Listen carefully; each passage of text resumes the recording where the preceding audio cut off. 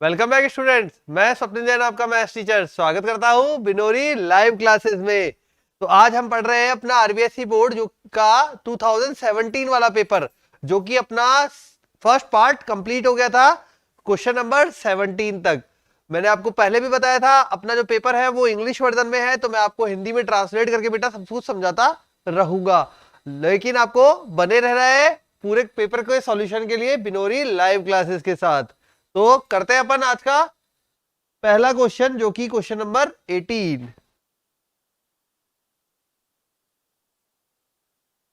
ये है question number 18 और क्वेश्चन नंबर 18 में है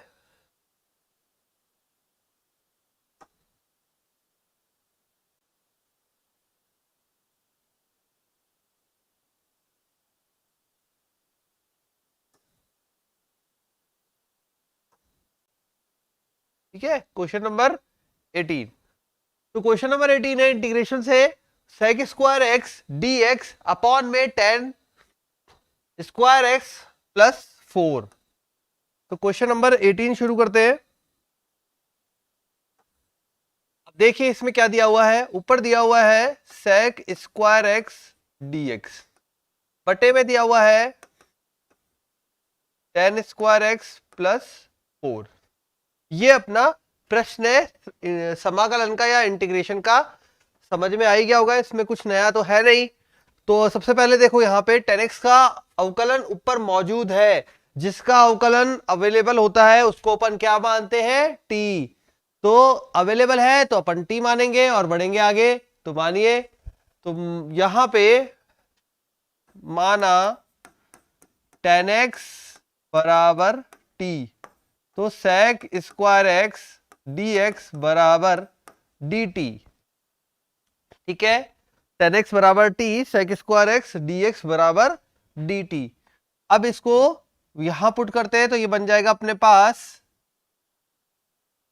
डी टी बटे 1 में t square plus 2 square, 1/x square plus a square. क्या बनेगा, 1/x square plus a square. Under root में है क्या, अंडर रूट में है तो ये लो अंडर रूट में ले लो। ठीक है, तो 1/√x square plus a square, तो ये बन जाएगा अपने पास log x plus √x square plus a square, मतलब आ जाएगा इसका log t plus √t square plus 4 plus सी।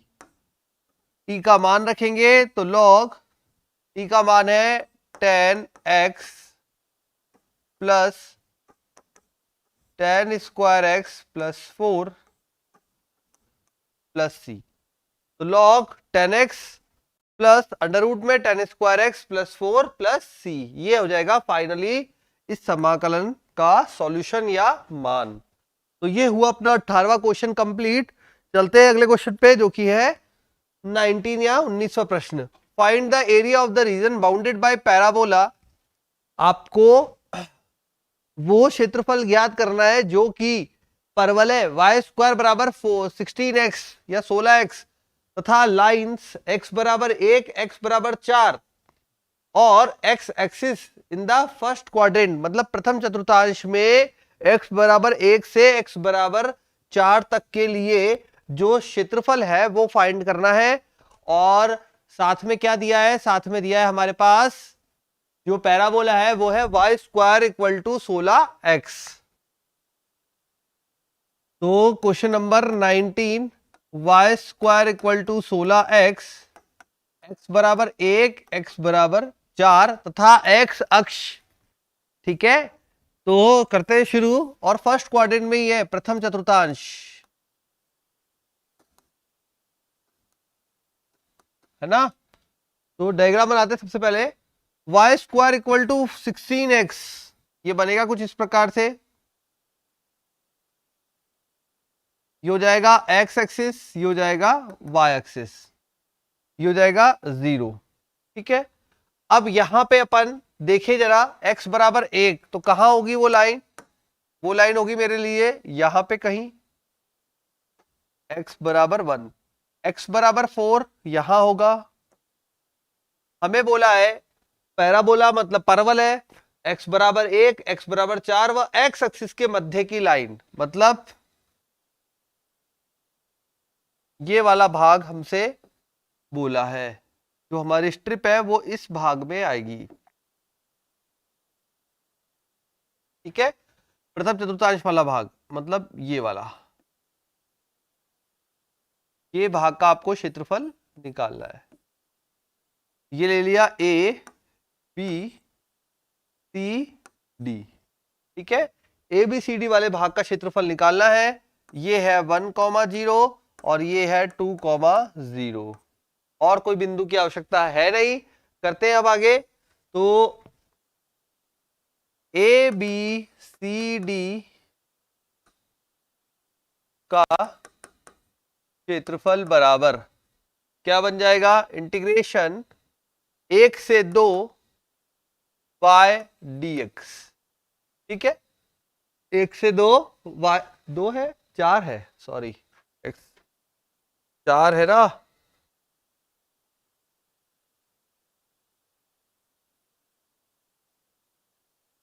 ठीक है,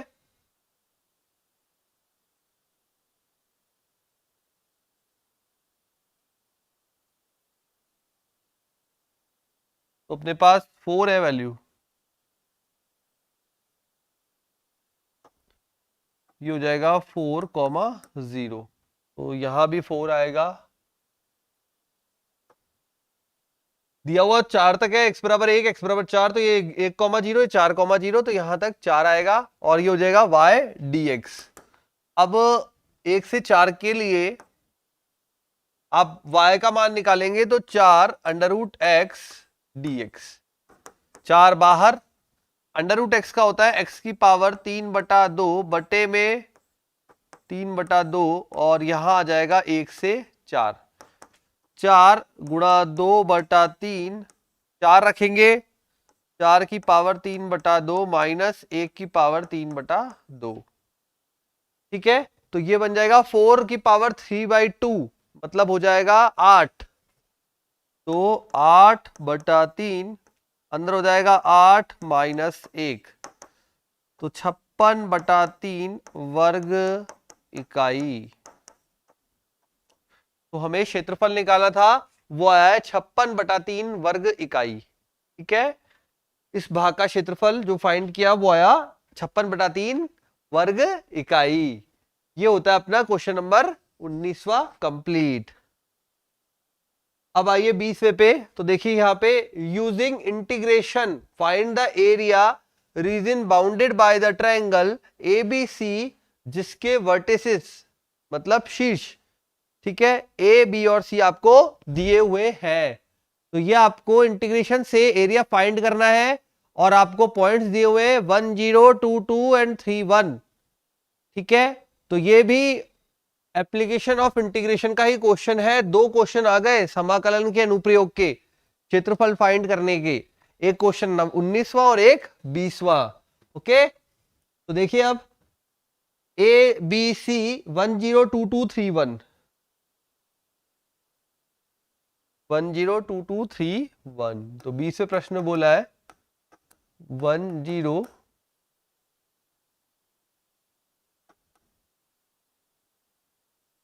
2, 2, 3, 1, 2, 2 एंड 3, 1। पहले तो त्रिभुज देखते किस प्रकार का बनता है, उसके बाद हम उसके क्षेत्रफल के ऊपर चलेंगे, किस प्रकार से हमें क्षेत्रफल ज्ञात करना है। चलिए बिंदु शो करिए। तो बनाए अपना ग्राफ। क्या करेंगे, x y। चलिए A1, 0, x पे 1, y पे 0, B2, 2, ये 2 गए और ये 2 आए, तो ये हो गया 2, 2। ठीक है, बी बिंदु, सी बिंदु 3, 1, x पे 3 चले और y पे 1। ठीक है, तो ये बन गया त्रिभुज, और ये 1, 0, ये इसके साथ आ जाएगा 0, ठीक है, और किसी की जरूरत है नहीं हमें, ये अपना मूल बिंदु। अब आ जाते हैं अपन यहां से, देखो आपको क्षेत्रफल ज्ञात करना है त्रिभुज का, तो त्रिभुज का क्षेत्रफल ज्ञात करने के लिए ये तो आपको पता लग रहा होगा बेटा कि जो ए बी है और बी सी है दोनों भाग के लिए प्लस देन माइनस ए सी। क्यों? क्योंकि अपना जो इंटीग्रेशन है वो पूरे भाग का निकालेगा, तो पूरे भाग का क्षेत्रफल माइनस ये जो नीचे वाला भाग है उसका क्षेत्रफल, ये होगा। उसके लिए आपको पहले सरल रेखा की समीकरण अप्लाई करनी पड़ेगी हर एक बार, ए बी के लिए, बी सी के लिए और ए सी के लिए। अब सरल रेखा की समीकरण बता रखी है आपको, y माइनस वाई वन क्या होती है, y minus Y one m बराबर m multiply x minus X one. अब पहले मैं ए बी के लिए फाइंड कर रहा हूं, तो y A B minus Y one, देखो ये x1 y1, ये x2 y2, y1 that is 0 है ना, x1 y1 x2 y2 ए बी के लिए फाइंड कर रहे हैं, तो x1 y1 x2 y2, तो ये बन जाएगा अपने लिए y minus Y one m आ जाएगा y2 minus Y one upon x2 minus X one, x minus X one कितना आ गया ए बी के लिए, ए बी के लिए आ गया 2 में से 0 गया 2, 2/1, तो अपने पास आ गया y बराबर, ये आ गया 2x माइनस 2, ठीक है, इतना ही आएगा 2x माइनस 2, ये आ जाएगा ए बी के लिए 2x माइनस, ए बी की आ गई। अब बी सी की निकालते हैं, तो y बी सी minus x1 y1 x2 y2, x1 y1 y माइनस y1 that is 2 is equal to y2 minus y1 1 minus 2 upon 3 minus 2 x minus 2, तो y बी सी minus 2 बराबर 1 में से 2 गया माइनस 1/1 x माइनस 2। अब देखिए यहां पर तो ये बन गया अपने पास y B C equal to, देखो यहां पर क्या बन रही है समीकरण, समीकरण बन रही है माइनस 2x प्लस 2, और ये 4 बनेगा तो 4 माइनस एक्स। बीसी की समीकरण बन रही है 4 माइनस एक्स। सिंपल, ये जो फॉर्मूला है हर बार अप्लाई करना है, ए बी के लिए अप्लाई करोगे, बीसी के लिए अप्लाई करोगे और एसी के लिए अप्लाई करोगे, ठीक है।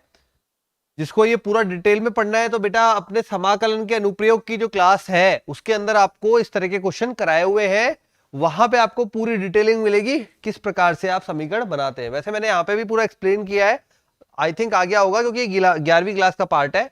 y माइनस वाई वन बराबर m, m होता है y2 minus Y one upon x2 minus X one. जब दो बिंदु आपके पास गिवन हो तो y2 minus Y one upon x2 minus X one. A B के लिए ये x1 y1 ये x2 y2, बी सी के लिए ये x1 y1 ये x2 y2।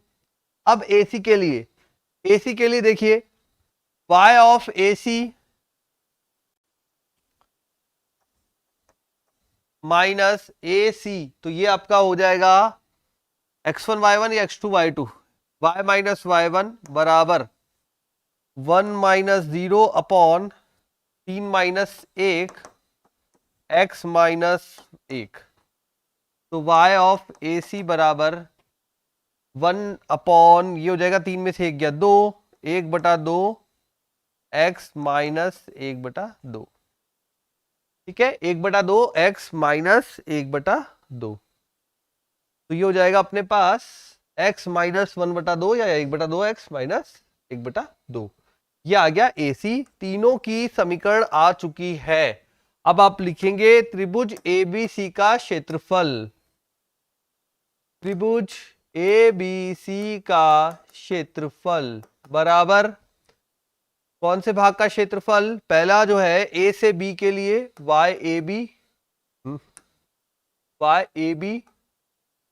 Plus y b सी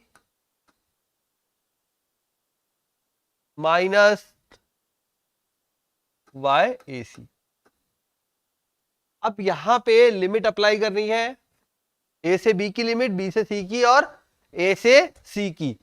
देख सकते हैं आप लिमिट यहां पे दी गई है पहले से ही। तो देखिए यहां पे ये बन जाएगा इक्वल टू ए बी के लिए y 2x माइनस 2 dx। ए से बी में जाओ x के लिए तो 1 से 2 plus B C 4 minus x dx। B से सी माइनस ए से सी के लिए 1 से 3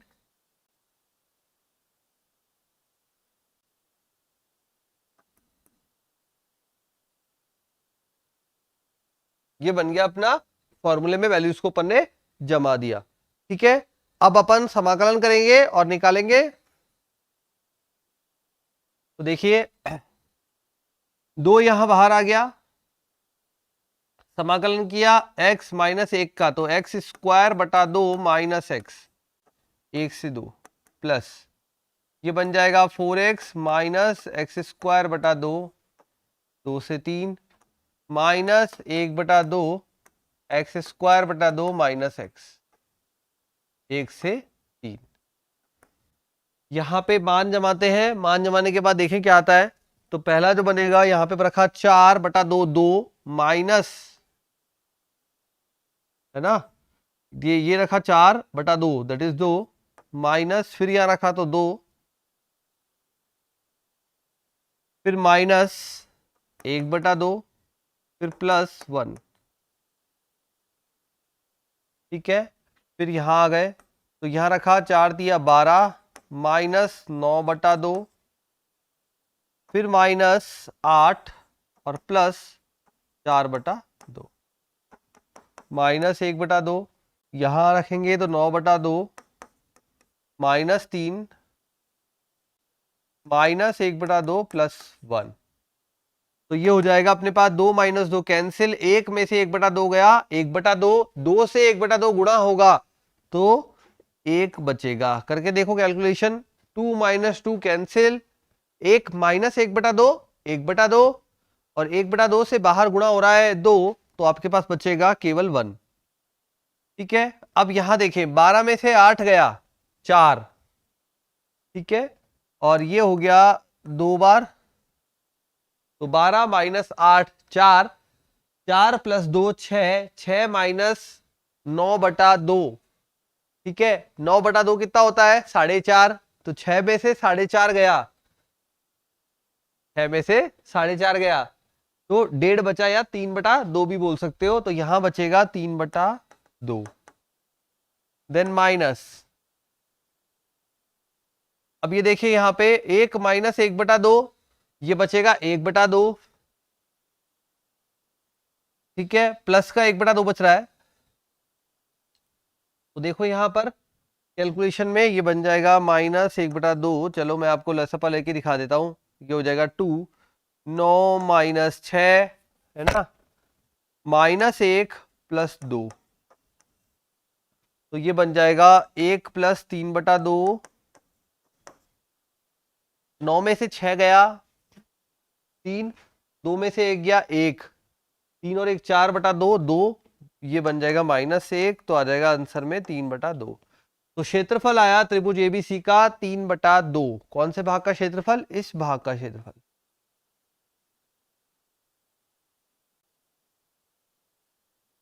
ठीक है, इस भाग का क्षेत्रफल आया 3 बटा 2। इस प्रकार से आपको क्षेत्रफल कैलकुलेट करना था। जो क्वेश्चन था वो था समाकलन के अनुप्रयोग से। 2 लगातार प्रश्न समाकलन के अनुप्रयोग से आ गए बेटा, पर कोई बात नहीं, ठीक है, जो भी वैल्यूज आ रही है आने दो। तो अब बढ़ते हैं अगले प्रश्न पे। तो अगला प्रश्न जो अपन को बोला है वो बोला है क्वेश्चन नंबर 21 में।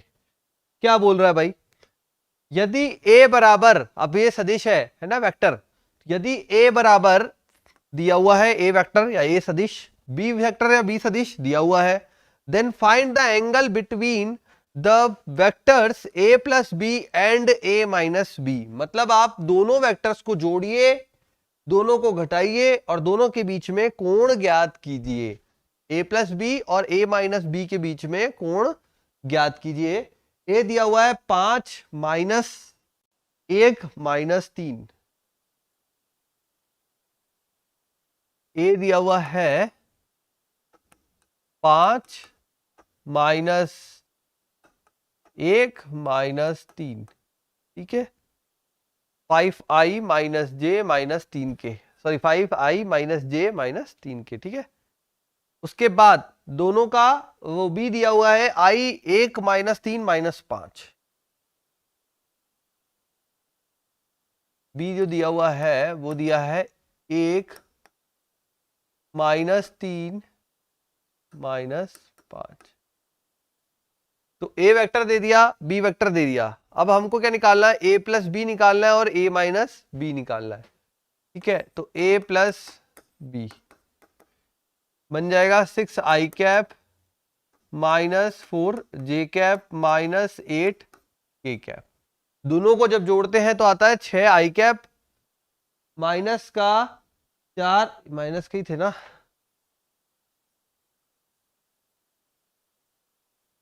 6 माइनस का 4 माइनस का 8, सही है। तो a प्लस बी आ रहा है 6 माइनस का 4j माइनस का 8k। उसके बाद दोनों का a माइनस बी करते तो कितना आ रहा है, 5 माइनस 1 4i कैप, ठीक है, 4i कैप j माइनस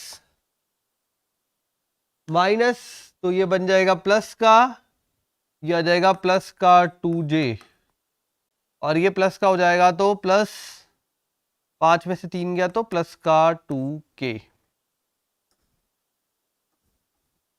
तो हमको बोला गया a प्लस बी और a माइनस बी हमने बना दिया, यही दिया है ना। तो ये अपन ने बना दिया a प्लस बी और a माइनस बी, 5 और 1 6 i cap minus 4j cap minus 8k cap, ठीक है। अब दोनों के बीच में एंगल निकालना है, तो cos थीटा बराबर दोनों का डॉट बटा दोनों का परिमाण, दोनों का डॉट बटा दोनों का परिमाण, मतलब a vector plus b vector dot a vector minus b vector बटे में a vector plus b vector का परिमाण और a vector minus b vector का परिमाण। इस प्रकार से आपको फॉर्मूला लगाना है और दोनों का मान निकालना है। तो शुरू करिए, ये यहां पे वैल्यू क्या बनेगी, ठीक है, जल्दी से करें। तो ये बन जाएगा cos थीटा बराबर a प्लस बी, मतलब अपने पास दोनों का डॉट, तो 6 चौक 24 माइनस का 4 दूनी 8 माइनस का 16 बटे में a प्लस बी का परिमाण तो अंडर रूट, ये a प्लस बी का क्या आएगा 36 प्लस 24, नहीं 24 क्यों 16, ठीक है, 36 प्लस 16 प्लस 64, बी ए माइनस बी का 16 plus 4 plus 4, 24 minus 8 16 minus 16 that is 0, 0 बटा संख्या 0, तो cos थीटा बराबर 0, तो थीटा बराबर cos में 0 कब आता है 90 डिग्री पर, ठीक है, तो थीटा बराबर 90 डिग्री, और क्या बोल सकते हैं पाई बाय। तो ये अपने को एंगल फाइंड करना था दोनों के मध्य a प्लस बी और a माइनस बी के लिए। अब देखो यहां पे इसने डायरेक्टली a और b नहीं बोला है ना, ऐसा ना हो आप क्वेश्चन पढ़ते ही फटाफट शुरू हो जाए a b क्रम, a प्लस बी और a माइनस बी के लिए बोला है, तो वो उस बात का ध्यान रखे बेटा,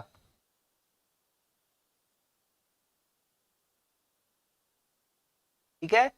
चलते क्वेश्चन 22 पे, समझ में तो आ रहे हैं पेपर, इतने सारे पेपर करा दिया आपको, मुझे कमेंट्स तो करो बेटा, कमेंट्स करो कि कैसे लग रहे हैं आपको पेपर, किस तरीके से आपको और सॉल्यूशन चाहिए और डिटेलिंग चाहिए, आपकी बोर्ड की प्रिपरेशन कैसी चल रही है और कितना मजा आ रहा है आपको पढ़ने में, कुछ कमेंट्स में बताइए, लाइक कीजिए, शेयर कीजिए अपने फ्रेंड्स के साथ, तभी तो हमें पता लगेगा बच्चों को मजा आ रहा है कि नहीं आ रहा है। ठीक है, चलिए 22वां प्रश्न, find the area of the parallelogram whose adjacent sides are vectors a and b।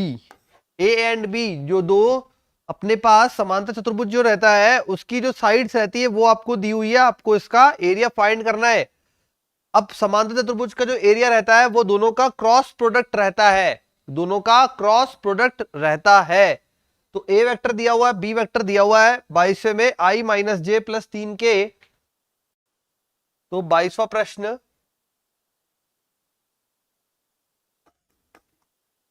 तो यहां पे जो वैल्यूज रहेंगी वो क्या क्या रहेंगी जरा देखें। तो यहां अपने पास मान है उनमें i minus J plus 3k,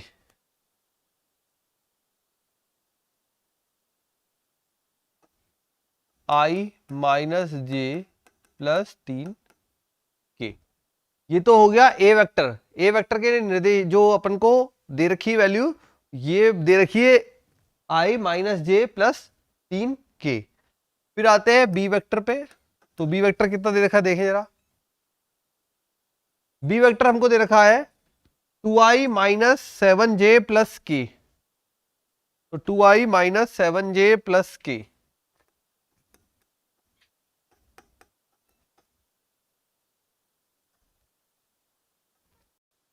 to I minus 7j plus k। तो ये हमारे पास ए वेक्टर और बी वेक्टर है। जब भी आपको समांतर चतुर्भुज का एरिया फाइंड करने को बोला जाए, ठीक है, तब आप क्या करेंगे, दोनों का क्रॉस प्रोडक्ट कर देंगे, है ना। ये वेक्टर वाला क्वेश्चन है तो आपको दोनों का क्रॉस प्रोडक्ट करना है। तो area equal to A cross B का परिमाण। तो सबसे पहले ए क्रॉस बी निकाल लेते हैं, फिर आगे की बात आई जे एंड के। वैल्यू है 1 माइनस 1 3 और 2 माइनस 7 और 1। क्या वैल्यूज आएंगी, आई कैप के लिए बनेगा -1 प्लस 21, माइनस जे कैप के लिए बनेगा 1 माइनस 6 प्लस के कैप के लिए बनेगा -7 प्लस 2। तो ये वैल्यू बन जाएगी अपने पास 21 में से 1 गया 20 आई कैप, ये बन जाएगा 20 आई कैप। 1 में से 6 गया माइनस का 5 प्लस का 5 जे कैप माइनस का 5 के कैप। तो ये बन गया अपने पास ए क्रॉस बी की सदिश। ठीक है, अब हमें इसका परिमाण निकालना है। तो 20, तो कैपिटल ए बराबर अंडर रूट में 20 का 400 प्लस 5 का 25 एंड प्लस 5 का 25 जो कि होगा अंडर रूट 450। ओके, तो ये बन जाएगा अपने पास अंडर रूट 450 और ये आ गया एरिया जो आपको फाइंड करना था। जब आपको संयुग्मी जो साथ की भुजाएं दे रखी है, भुजाएं दे रखी है ये है ना, साइड्स, साइड्स का मतलब होता है बेटा संगत, ये एडजेसेंट मतलब संगत भुजाएं, साइड्स का मतलब होता है भुजाएं, एडजेसेंट मतलब संगत भुजाएं। ठीक है, मतलब जो डायग्राम होता है उसकी दोनों भुजाएं दे रखी है इस तरीके से, पैरेललोग्राम में इस तरीके से। By graphical method solve the following linear programming problem for minimize, मतलब आपको रैखिक प्रोग्रामन जो है उस चैप्टर से क्वेश्चन आया है, मिनिमाइज करना है मतलब मिनिमम, जेड को है मिनिमम करना है। फलन दे रखा है जेड बराबर 5x प्लस 7y। कंस्ट्रेंट 2 तो दे ही रखे हैं, ये देना भूल गए तो मैं दे देता हूं यहां पे x is greater than equal to 0 and y is greater than equal to 0। आपको पता ही है ये फिक्स होते हैं, इनका होना बहुत जरूरी है। ठीक है, तो करते हैं शुरू। Question number 23 5x plus 7y के लिए। तो 23वें प्रश्न में minimum Z 5x plus 7y, ये तो हो गया अपना जेड। उसके बाद व्यवरोध, व्यवरोध में क्या दिया है भाई, देखिए जरा व्यवरोध में क्या है। 5x plus 7y, 2x plus Y greater than equal to 8, 2x plus Y greater than equal to 8। और एक व्यवरोध और है, वो दिया है हमें greater than equal to 8, x plus 2y greater than equal to 10, x plus 2y greater than equal to 10, और साथ में दिया x greater than equal to 0, y greater than equal to 0।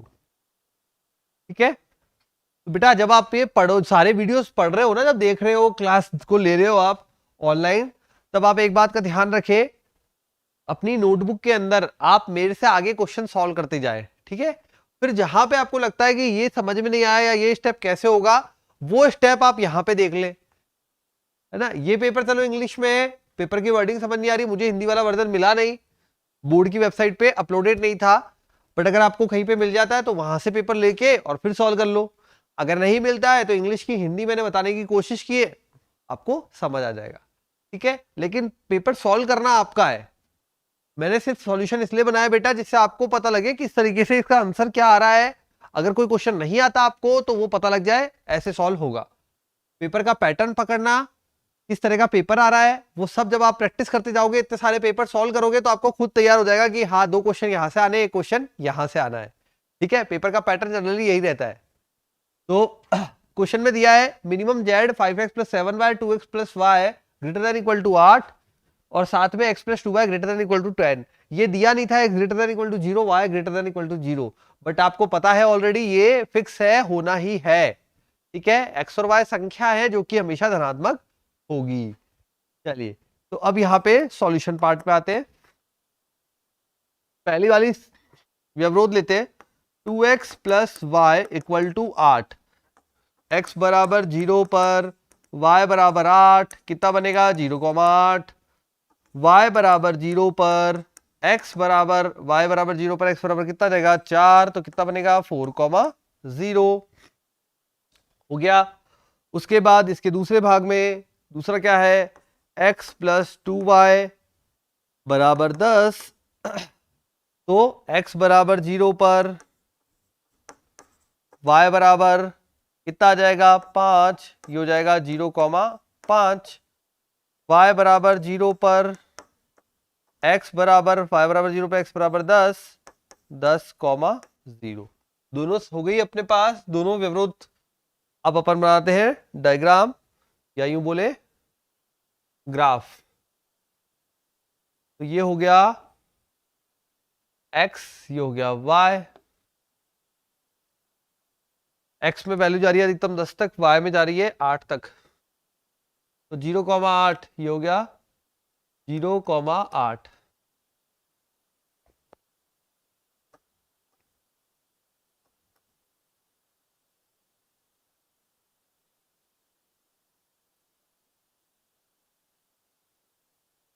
आपको तो स्केल यूज करनी है बिल्कुल सीधा, है ना।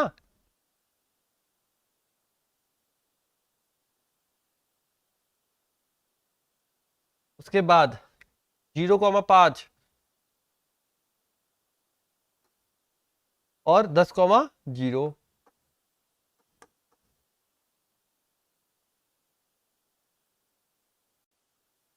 हो गया। अब क्या, अब हमें बोला है greater than equal to, greater than equal to, greater than मतलब ओरिजिन से बाहर, मतलब ये मूल बिंदु से दूर, दूर का मतलब ये कहना चाह रहा है भाई बाहर की तरफ।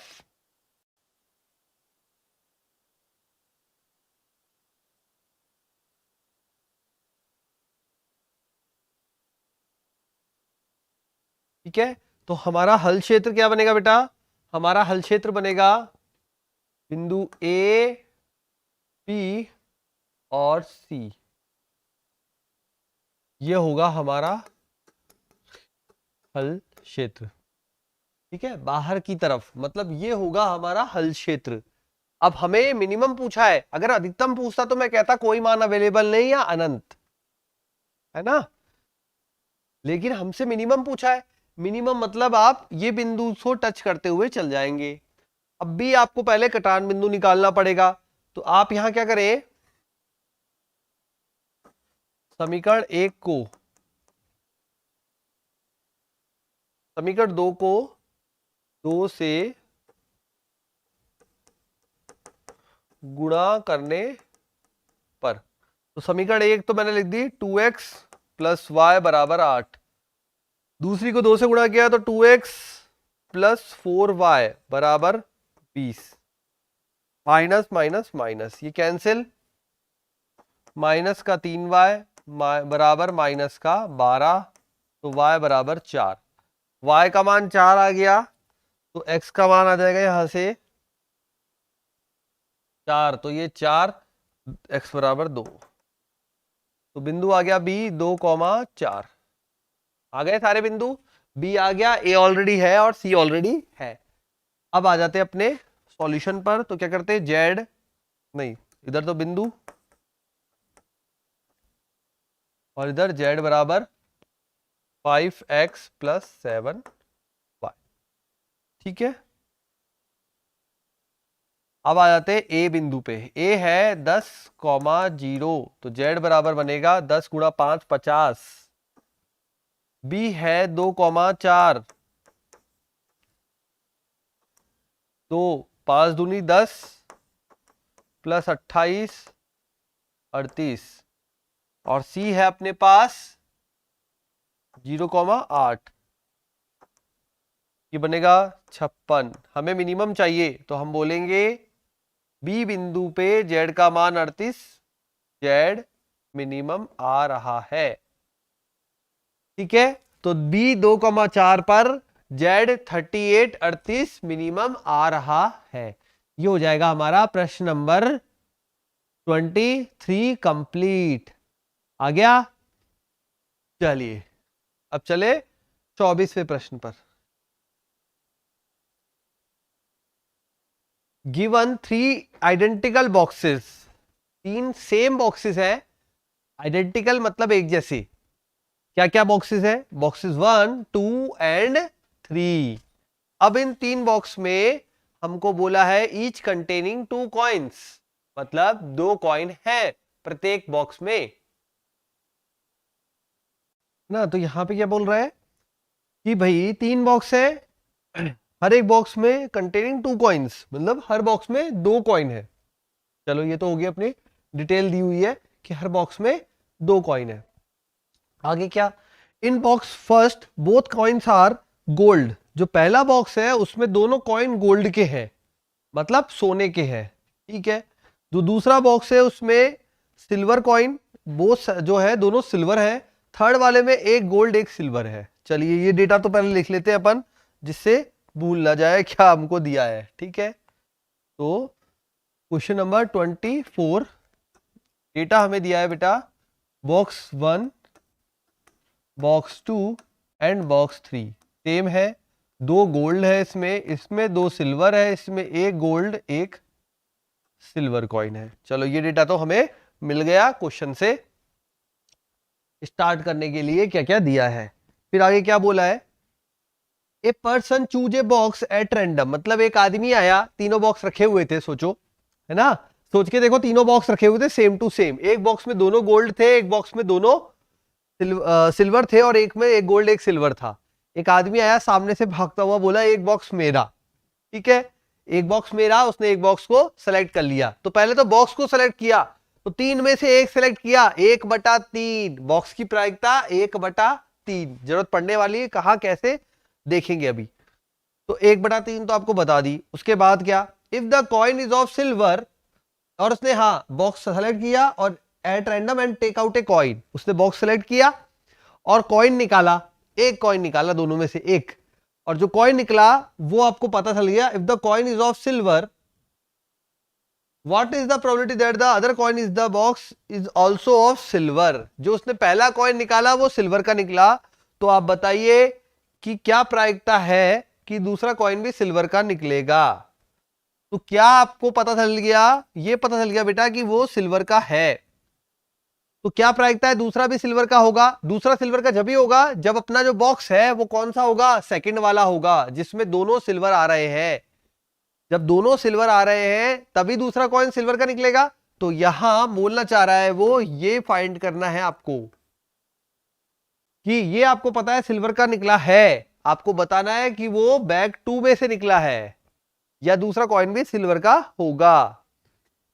अब फॉर्मूला क्या बनेगा साहब, ये आ गया अपना बेस थ्योरम का क्वेश्चन। बेस थ्योरम का फॉर्मूला मैंने सिखा रखा है, एस बटा B two multiply probability of B two बटे में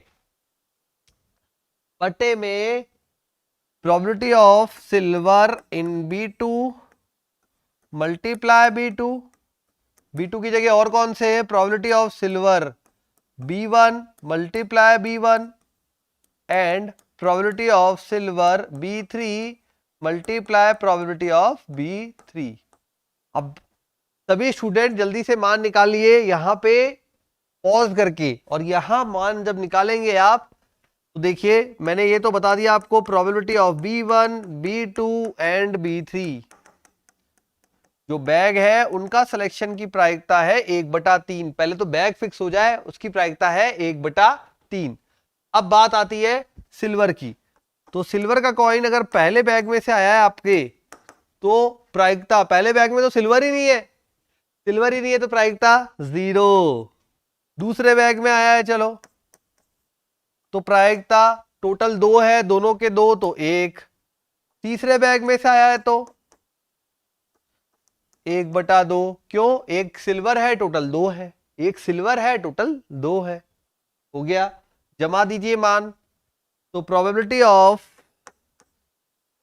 P2 अपॉन S बराबर ऊपर हो जाएगा 1/3 गुणा 1 बटे में 1/3 गुणा 0, 1/3 गुणा 2, सॉरी 1 खा गया 1, और 1/3 गुणा 1/2।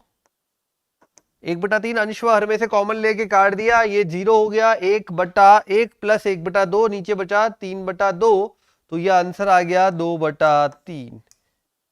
इतना सा प्रश्न था, इजी सा प्रश्न था, सबको आ गया होगा, छोटा सा था।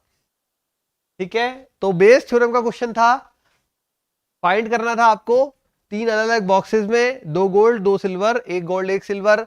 जो पता होता है वो बटे में जाता है। जिसने इस कंसेप्ट को दिमाग में बिठा लिया, याद कर लिया, उसके लिए बेस थ्योरम के क्वेश्चन बहुत इजी बन जाते हैं। सिल्वर का कॉइन आया है तो अगला भी सिल्वर होगा, अगला तभी होगा जब दोनों सिल्वर होंगे, और सिल्वर दोनों बैग 2 में थे। ठीक है, तो इस प्रकार से हमारा 24वां क्वेश्चन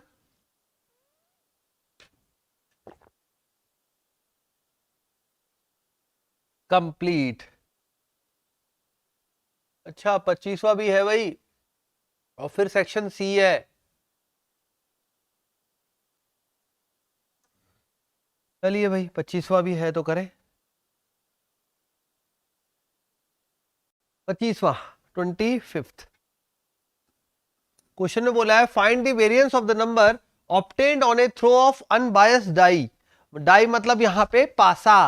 अब पासा जो है सिंपल, उसको फेंका गया, उसके वेरिएंस फाइंड करना है आपको। सिंपल सा छोटा सा प्रश्न दिया है। पासे के अंदर क्या क्या आता है, पासे की जब प्रायिकता बंटन बनाते हैं बेटा, तो अपने पास बनेगा x प्रायिकता 1 2 3 4 5 और 6। पासे पे प्रायिकता सबकी 1/6। ठीक है, नथिंग स्पेशल, कुछ नहीं बोला, सिंपल बेसिक क्वेश्चन पूछा है आपको कि एक पासे को फेंका गया, उसका वेरिएंस फाइंड कीजिए, सबकी प्रायिकता 1/6। तो ये बन गया आपका प्रायिकता डिस्ट्रीब्यूशन, वो सॉरी बंटन, या प्रोबेबिलिटी डिस्ट्रीब्यूशन। प्रायिकता बंटन प्रोबेबिलिटी डिस्ट्रीब्यूशन। अब अगर एक्स बार निकालना हो तो फॉर्मूला क्या होगा, x bar E of x summation of x I P I. अब मान निकालेंगे जब यहाँ पे आप 1/6 प्लस 2/6 प्लस 3/6, तो टोटल जब बनेगा तो वो बनेगा 21/6। ठीक है, कैसे? 6 5 11 4 15 16 17 18 19 20 21, 21/6 करके देख लेना।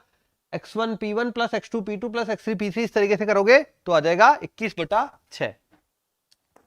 एक्सपेक्टेशन ऑफ एक्स स्क्वायर ये होता है समीशन ऑफ एक्स आई का स्क्वायर पी आई। जब इसको आप कैलकुलेट करोगे x1 का स्क्वायर गुणा p1 फिर x2 का स्क्वायर गुणा p2, इस प्रकार से जब कैलकुलेट करोगे तो ये आएगा 91/6। ठीक है, एक्सपेक्टेशन ऑफ एक्स स्क्वायर आएगा 91/6। तो अब अपन हल करते हैं। सिग्मा स्क्वायर बराबर E of x square minus x bar का स्क्वायर। तो 91/6 91/6 माइनस 21/6 का होल स्क्वायर, यह आ जाएगा 36। 6 बार जाएगा तो 6 कम 6 और 1, तो 546 माइनस 21 का square 441,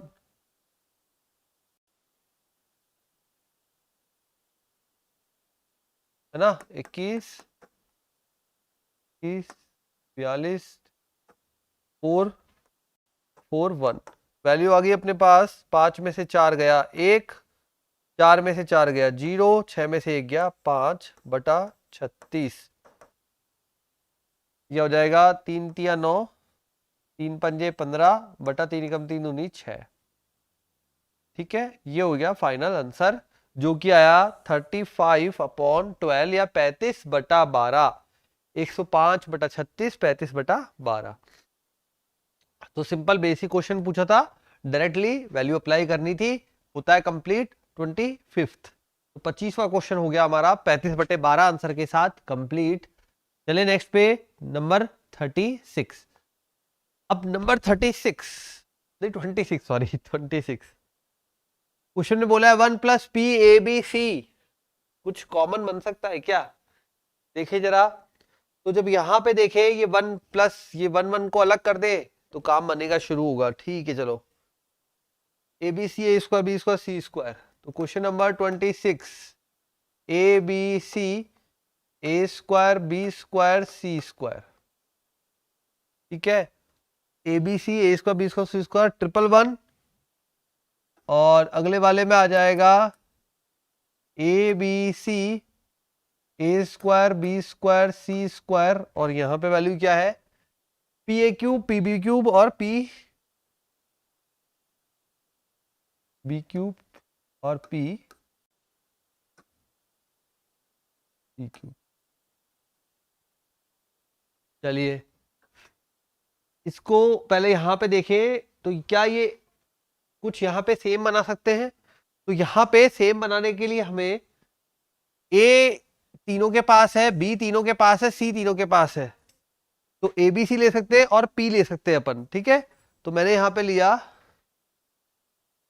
ABC A² B² C² 111। यहां से मैंने ए पूरे से निकाला, पहली जो पंक्ति है उससे ए निकाला, दूसरी पंक्ति से बी निकाला, तीसरी पंक्ति से सी निकाला और साथ में पूरे कॉलम से पी निकाला। ठीक है, तो पी ए बी सी आ गया। क्या बचा 1 A A², 1 B B², 1 C C²। तो ये आ गया हमारे पास, लगभग सेम है। लगभग सेम को पूरा सेम बनाने के लिए क्या करोगे, इस 111 को जब यहां शिफ्ट करोगे, देखो अपने सारणिक में एक रूल था, यदि आप एक बार स्विच करते हो किसी कॉलम को या रो को, दोनों में से कोई भी एक, तो माइनस आता है, अगर 2 बार स्विच करते हो तो वापस प्लस हो जाता है। तो पहले बार में अपन ये करेंगे, इन दोनों का इंटरचेंज करेंगे। फर्स्ट टाइम होगा 1 1 1 यहां जाएगा, A² B² C² यहां जाएगा। ठीक है, फिर ये करने के बाद हम इन दोनों का इंटरचेंज करेंगे तो वो यहां शिफ्टिंग हो जाएगी, पहले ये करेंगे और सेकंड नंबर पे ये करेंगे, ठीक है। तो पहले हमने किया C2 एंड C3 के साथ के इस वाले सारणिक में, तो ये बन जाएगा, और उसके बाद C1 एंड C2 के साथ, तो ये बन जाएगा 1 1 1 A B and C, A square B square and C square. अब क्या बचेगा, अब बचेगा साथ में 1 प्लस ABCP। अब ये कैसे हुआ, दोनों सेम हो गए तो दोनों को कॉमन ले लिया, जैसे कॉमन लिया इसके पास बचा 1, इसके पास बचा PABC। सिद्ध करने में भी आ रहा है ना ये चीज तो हमारी आ गई। अब इसके बाद इसका सॉल्यूशन तो आप सभी जानते हैं, कितने सारे क्वेश्चन कराए, तो ये पूरा बन गया अपने पास। अब यहां पे मैं लगाऊंगा एक बार R1 में या R2 में, किसी भी एक में लगा लो, तो A माइनस बी चाहिए ना, ये चाहिए अपने को A minus b b minus c, तो A minus b b minus c और साथ में C माइनस ए, क्या है C माइनस ए। तो एक बार R1 में लगा लो, एक बार R2 में लगा लो, तो R1 में R1 माइनस R3, R2 में R2 माइनस R3, तो ये हो जाएगा 1 प्लस PABC। अब इसके पास आ जाएगा R1 में R1 minus R3 0, A minus C, A square minus C square 0, B minus C, B square minus C square 1 C and C square. ये हो जाएगा 1 प्लस PABC। 1 से ये आ जाएगा, देखो यहाँ पे A माइनस सी बाहर, B माइनस सी बाहर, अंदर क्या बचा 0 1 A plus c, 0 1 B plus c, 1 C C square 1 plus PABC, A minus C, B minus C, B plus c minus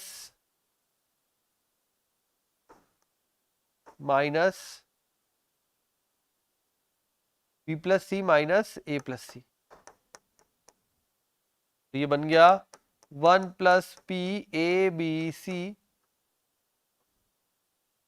क्या चाहिए जरा देखिए प्रूफ में, C माइनस ए चाहिए, उल्टा कर दिया इसे C माइनस ए, और क्या चाहिए B minus C, A minus B, B minus c, ये हो जाएगा C से C cancel, B minus a, तो ये A माइनस, क्या किया बेटा यहाँ पे A माइनस सी, यहाँ पे अपन ने माइनस कॉमन लिया तो बन गया C माइनस ए, ये आएगा B माइनस ए, इसमें माइनस वो गुणा कर दिया तो A माइनस बी आ गया, ठीक है।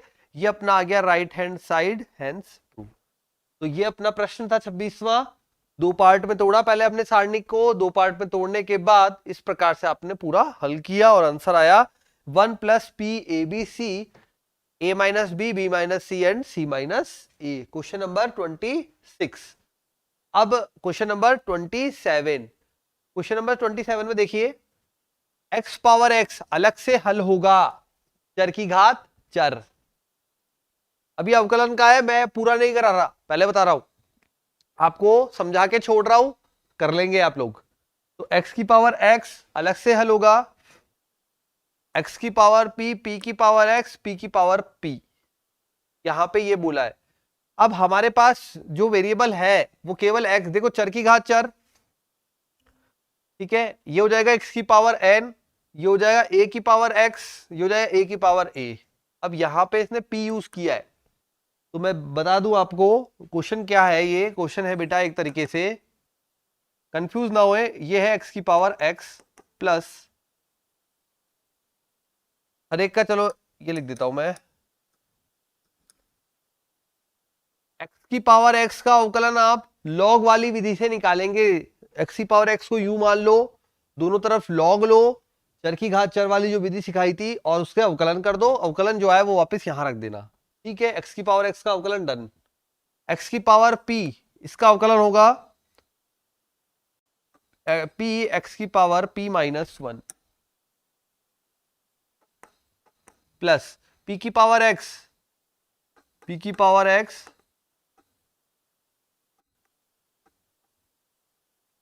तीनों भाग के अवकलन मैंने कर दिए। p x की पावर p माइनस 1, घात आगे एक कम, a की पावर x का होता है a की पावर x log a, तो p की पावर x log p, और p की पावर p का 0, केवल x की पावर x का आपको निकाल के रखना है और यहां पे आपको प्लस कर देना है। ठीक है, ये काम अब आपका। अगला नेक्स्ट क्वेश्चन में आ रहा है x माइनस वाई। देखो पहले आपका है समाकलन का, तो 0 to pi x dx upon a square cos square x plus B square sine square x। तो अब ये वाला प्रश्न, इस प्रश्न में अब देखेंगे तो यहां पे आपको एक बात पता लग रही होगी कि लिमिट वाला क्वेश्चन है, मतलब निश्चित समाकलन का प्रश्न है। ठीक है, तो अब इसमें क्या करना पड़ेगा, इसमें अपन, ठीक है, तो ये अपना प्रश्न है। तो दैट मतलब ये आपको सिद्ध करना है 0 से pi a square cos square x plus B square sine square X. इसका जो समाकलन होगा वो होगा पाई स्क्वायर बटा 2ab। ये अपना जो थ्योरी वाला पार्ट अपन ने किया था, उस थ्योरी वाले पार्ट के अंदर भी ये क्वेश्चन मैंने कवर किया था। तो एक बार थ्योरी वाला पार्ट जब देखेंगे आप, तो वहां पे आपको इस प्रश्न का पूरा कंप्लीट सॉल्यूशन मिल जाएगा। ठीक है, तो मैं छोड़ दूं क्या इसको? चलो, अब जिस भी स्टूडेंट को कोई दिक्कत आएगी अगर इस पर्टिकुलर क्वेश्चन में, तो मुझे पूछ लेना, मैं इसको थोड़ा सा और हिंट दे देता हूं आपको कौन सी लिमिट और कौन सी विधि यूज करनी है, क्योंकि नहीं तो फिर शुरुआत नहीं कर पाएंगे ना। तो क्वेश्चन नंबर 28,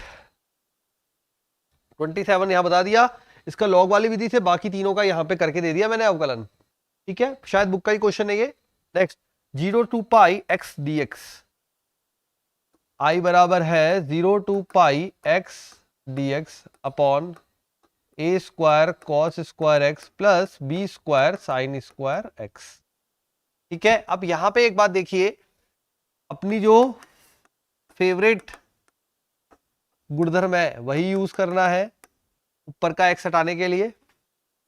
जब आप इसको यूज करेंगे बेटा, मैं देखो शॉर्टकट में बता रहा हूं, आपको पूरा सॉल्व करना है स्टेप बाय स्टेप। ठीक है, मैं शॉर्टकट में आपको तरीका दे रहा हूं केवल यहां पे। तो ये हो जाएगी इक्वेशन नंबर 1, ये हो जाएगा 0 to pi pi minus x, यहां पे सेम टू सेम आएगा a square cos square x plus B square sine square x dx. जब दोनों को जोड़ोगे तो 1 प्लस 2 करने पर कितना हो जाएगा, 2i इज इक्वल टू, देखो x कट गया, पाई बाहर आ गया, 0 टू पाई, ये बन जाएगा आपके पास 1 upon a square cos square x plus B square sine square x dx.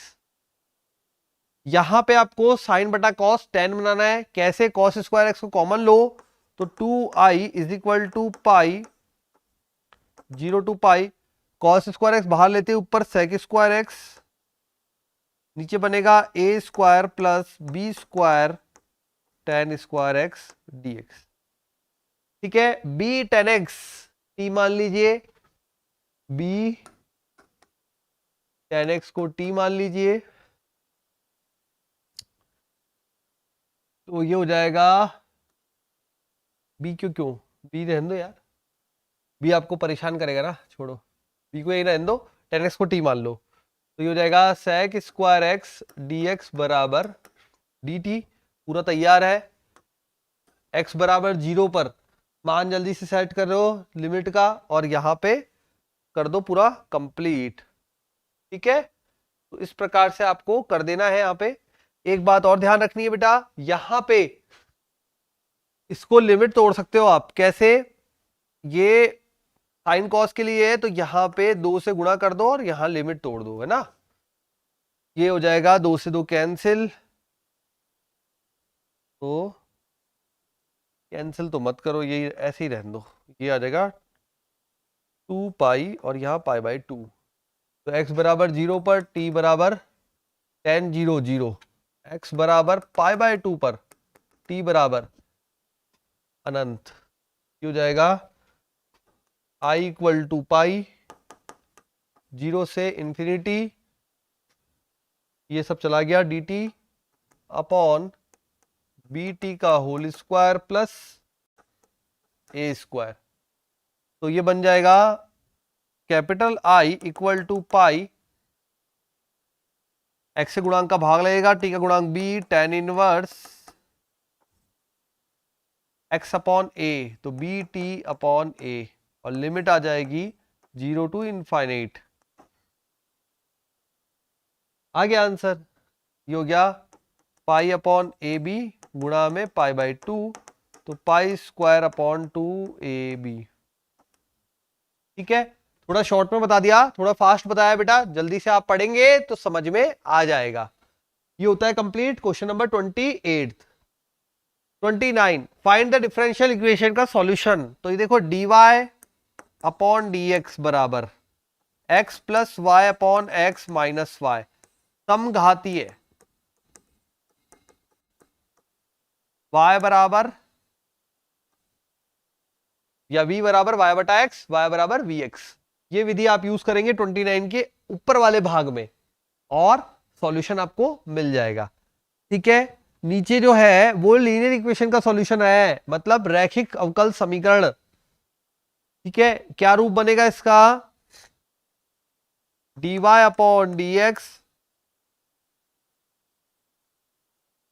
देखिए यहां पे dy upon d X plus ये कॉस स्क्वायर इस भाग में जाएगा तो sec स्क्वायर एक्स y बराबर 10x sec square X, dy by D X plus P Y बराबर क्यू, p है sec स्क्वायर एक्स और q है 10x sec स्क्वायर एक्स।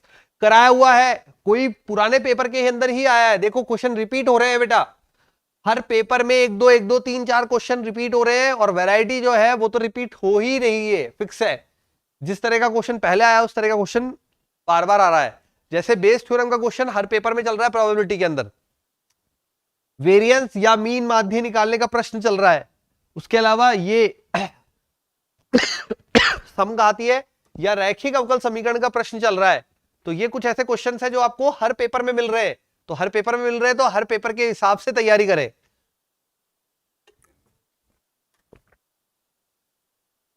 ठीक है बच्चों, चलिए अगला प्रश्न। अगले प्रश्न में बोला है हमें find the shortest distance between the lines, मतलब दो रेखाओं के मध्य न्यूनतम दूरी ज्ञात कीजिए। फॉर्मूला आपके पास है, अप्लाई करना है डायरेक्टली। ठीक है, दो रेखाओं के मध्य न्यूनतम दूरी का प्रश्न। Find the equation of the plane that contains the point, आपको समतल की समीकरण निकालनी है जिसमें ये पॉइंट 2 - 1 3 है और perpendicular to each of the planes. Perpendicular मतलब लंबवत है, कौन से प्लेन के, इन दोनों प्लेन के। एक प्लेन का समीकरण आप मानेंगे, ठीक है, समझ गए, एक प्लेन का समीकरण आप मानेंगे, उसको इस बिंदु से गुजारेंगे, भाई संतुष्ट करेगा तो गुजरेगा। उसके बाद उन दोनों के लिए जो दोनों दिए गए हैं उसके लिए उसको हल करेंगे। चलो अब पता नहीं आप कर पाएंगे या नहीं कर पाएंगे, मैं करवा देता हूं। तो क्वेश्चन नंबर 30 का और वाला पार्ट जो डायरेक्ट फॉर्मूले पे नहीं है तो वो मैं करवा रहा हूं। क्वेश्चन नंबर बिंदु बोले 2 - 1 3, 30 का और वाला पार्ट 2 - 1 3। ठीक है, ये तो आपको बिंदु बोले हैं, तो माना समतल की समीकरण ए, अब वहां पे A x - x1 that is -2 plus B y - y1 that is +1 और c दैट इज z - 3 बराबर 0। ये हो गई समतल की समीकरण, a x - 2 plus B y +1 plus c z - 3 बराबर 0। फिर क्या बोला है, 2x + 3y - 2z बराबर 5, 2x + 3y माइनस, बोला है हमें 2x + 3y - 2z बराबर 5। ये तो है एक समतल जिसके परपेंडिकुलर है या लंबवत है, 2x + 3y - 2z बराबर 5। अब दूसरा जो दे रखा है वो दे रखा है x plus 2y minus 3z, x plus 2y minus 3z बराबर 8, दोनों के लंबवत है। तो यह है समतल दिए गए समतलों के लंबवत है, अतः अब याद रखें आप, जब भी लंबवत है तो कंडीशन क्या बनेगी, कंडीशन बन पाएगी अपने पास a1 a2 b1 b2 c1 c2 बराबर 0। तो एक बार इस समीकरण, इस समतल का पहले वाले के साथ, तो बनेगा अपने पास 2a plus 3b plus minus 2c बराबर 0। ये तो हो गई पहले वाले के साथ, ठीक है। 2a plus 3b minus 2c बराबर 0। अब दूसरे वाले के साथ a plus 2b minus 3c बराबर 0। मान निकालने का तरीका, a के बट्टे में आप 3 2 माइनस 2 माइनस 3, b के बट्टे में माइनस 2 माइनस 3। ध्यान रखें जहां से, जैसे a में a को छोड़ा b और c, b में यहीं से शुरू होगा माइनस 2 माइनस 3। अब a वाले आएंगे तो 2 और 1, c में 2 और 1, उसके बाद 3 2। एबीसी का मान निकालेंगे अपन, तो एबीसी का मान जो है वो आएगा अपने पास ए बराबर, देखिए जरा भाई क्या आता है, 3 माइनस 3, तो ये हो जाएगा, गुणा करेंगे, माइनस का 9 माइनस का तो प्लस का 4, माइनस 9 प्लस 4 माइनस का 5, बी बराबर माइनस 2 प्लस 6, 6 माइनस 2 4, सी बराबर 4 माइनस 3 1। ये मान यहां रख देंगे, ये बन जाएगा अपने पास minus 5 x minus 2 plus 4 y plus 1, और साथ में जब मान जमाएंगे यहां पे प्लस का 1, तो ये बन जाएगा z माइनस 3 बराबर 0। ठीक है, तो समीकरण क्या बनेगी, समीकरण बनेगी हमारे पास माइनस का 5x plus 4y plus z, plus का 10 प्लस का 4 14 माइनस 3, ठीक है। तो माइनस का 5x प्लस का 4y प्लस का z प्लस का 11, या आप यूं बोल सकते हैं ये फाइनल इक्वेशन होगी या फाइनल आंसर होगा। तो क्वेश्चन नंबर 30वां होता है यहां पे कंप्लीट। ठीक है, ये सभी जो थे 2017 के पेपर के क्वेश्चन थे, जो कि आज अपन ने सॉल्व किए और पेपर को कंप्लीट कर दिया। 2 पार्ट्स में वीडियो है, पहले पार्ट में 17 या 17 तक प्रश्न है और अगले पार्ट में 18 से लेकर 30 तक के प्रश्न है।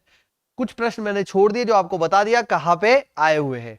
तो बने रहे और जुड़े रहे, तैयारी करते रहे और ज्यादा से ज्यादा शेयर करें हमारे वीडियोस को। ठीक है बच्चों, और कमेंट करके जरूर बताना कि कैसे लग रहे हैं आपको क्लासेस और मजा आ रहा है कि नहीं आ रहा। चलो मिलते हैं अगली क्लास में, तब तक के लिए बाय, थैंक यू।